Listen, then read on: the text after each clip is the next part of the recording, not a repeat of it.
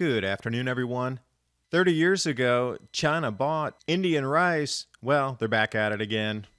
Share of households in the United States going hungry, up and up. Agricultural commodities, up and up.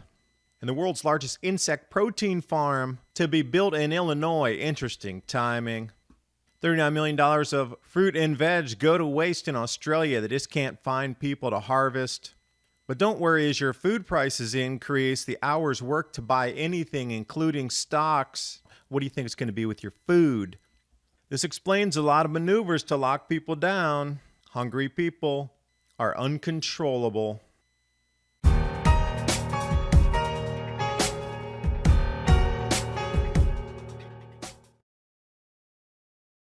As Americans seek economic protection after the most controversial election in U.S. history, year to date in 2020 alone, gold is up 30% and silver rising more than 50%.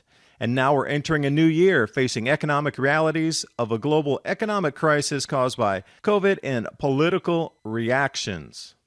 Patriot Gold Group has the No Fee for Life IRA, where your IRA or 401k can be in physical gold or physical silver. And the knowledge that Patriot Gold Group is Consumer Affairs' top-rated gold IRA dealer 5 years in a row from 2016 to present. To find more information, the link's in the description box below.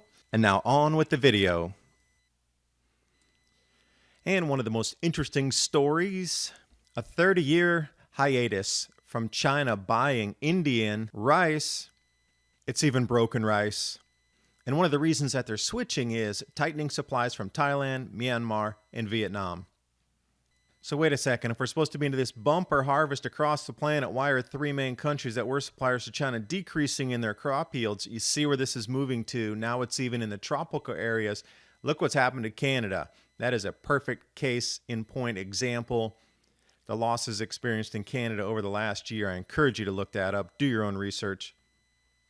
But in tropical areas here, rice jumping to 9-year highs. And you can see the long grain versus the broken on the left there in the image.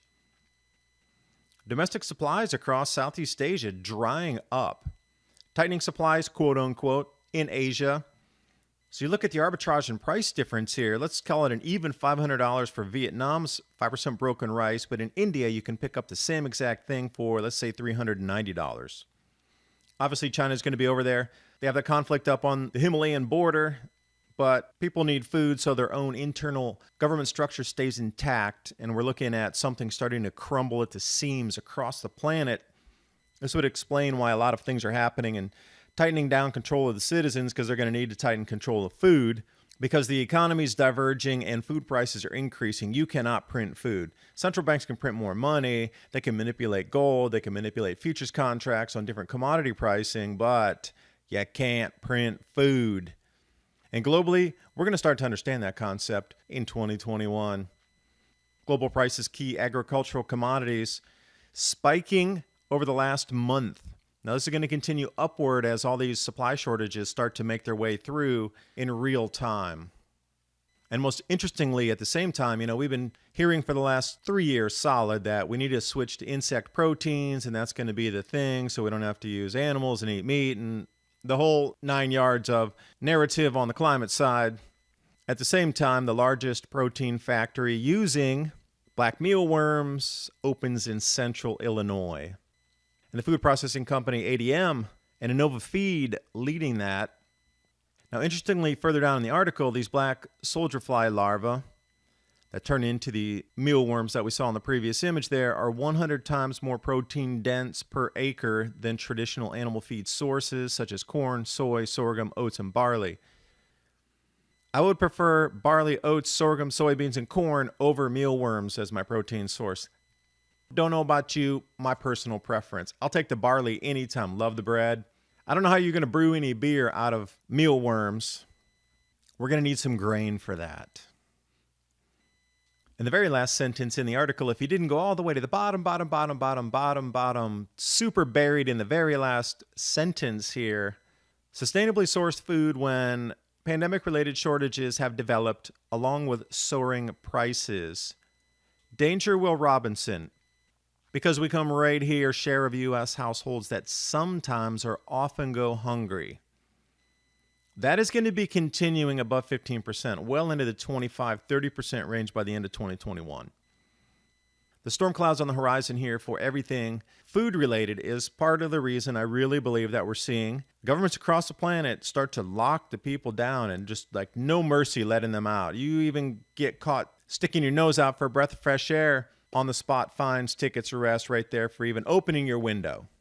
That's how much control they want, so you don't demand change when the food's unavailable. Over here, looking in Australia, $39 million worth so far just this month have gone to waste of fruit and veg because they can't get enough workers in there to harvest produce by hand.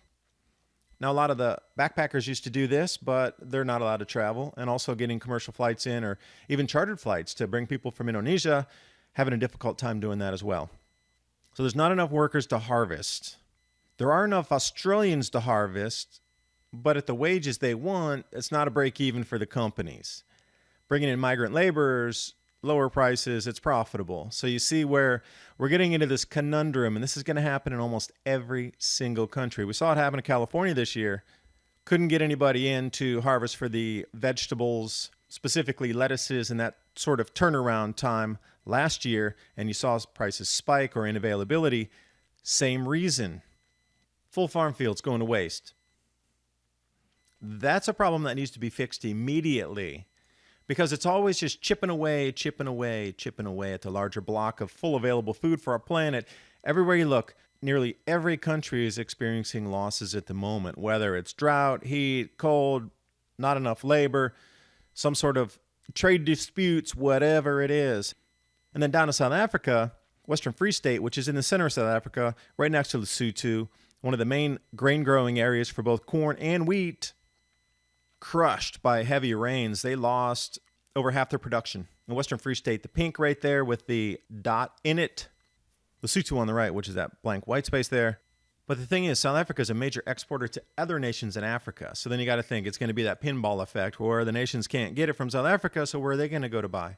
Well, they're going to go elsewhere on the world market, which is going to pull from it. And you can just see how the declines are starting to add up everywhere, 0.5% here, 1% there. And then the icing on the cake is the economy is not intact. Like if this were to happen 5 years ago, not a problem. Right now, huge, amazingly gigantic problem. Two elephants in the room that nobody wants to talk about. Not only is the S&P price to sales ratio well above the dot-com bubble era, which burst and shattered so much, as well as the 2008-9, which is just in the middle range there. The green circle says it all. We are in uncharted territory, and at that point of a collapse coming in, food would skyrocket in price with even more unemployment. And you can only print so much money. And the chart of the day, I think, has to be this: hours worked to buy the Dow. Now, you could switch anything to buy your food, to buy a house, to buy a car. It could be anything because it's the number of hours worked. And since the Dow correlates with things produced that you buy in a corporate store, corporate supply chain, this all meshes together. Just change your noun at the end of that. Worked to buy XYZ. Never cost the average American more hours worked to buy the stock market / anything else you buy. 1,220 hours compared to 1964 to 94. That's a 5x increase. Now, one of the two things happens here. They set incredible minimum wage at about $100 per hour, but that's unsustainable. No employers can pay that, or this crashes off. Because at some point there has to be a spring that just unwinds so quickly, and the tension off of that is going to reverberate through society. Again, I'll bring you right back. Why are governments locking everybody down so heavily right now and controlling everybody with just an iron fist at the moment? Perhaps you're starting to see the realization that food is the catalyst for change through history. Bar none. History will repeat. It's food first. You can't eat. You won't care what laws and regulations are out there. And that's why you might want to think about long-term storable foods. My Patriot supply, the 1 week or the 4 week emergency food supply, breakfast, lunch, dinner, 2,000 calories a day, 25-year shelf life, right in that lockable portable storage can. It's a great way to support the channel and give yourself peace of mind that you have food and you can stay out of the chaos instead of making rash decisions because you have to get to the store. This buys you some time. Thanks for watching, and I'll see you next video.